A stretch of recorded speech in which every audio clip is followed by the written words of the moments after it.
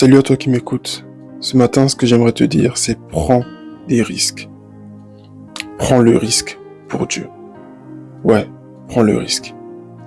Souvent, nous avons peur de faire des choses, de dire des choses, d'aller à certains endroits, de poser certaines actions, parce qu'on a peur d'être jugé, parce qu'on a peur d'être rejeté, parce qu'on a peur d'être mal vu.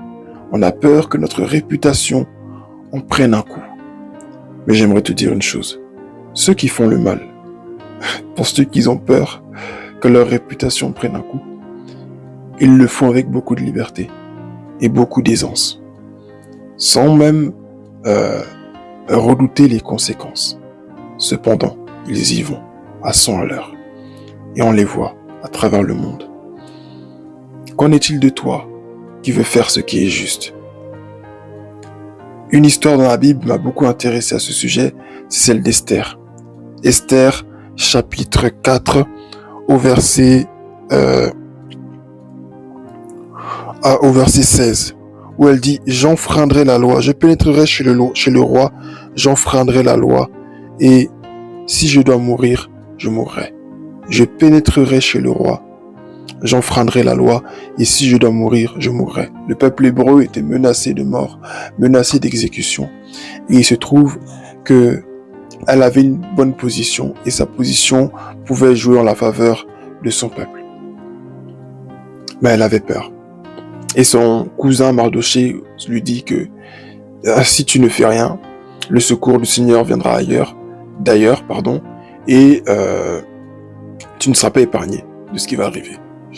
Elle dit ok, écoute, dis au peuple de jeûner avec moi pendant 3 jours et 3 nuits.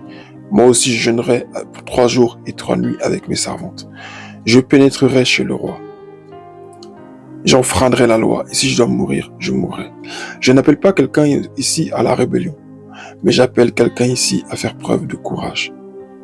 Tu as à cœur de parler de Jésus à tes camarades, vas-y. Tu as à cœur de parler de Jésus à tes collègues, vas-y. Tu as à cœur de parler de Jésus à des membres de ta famille, vas-y.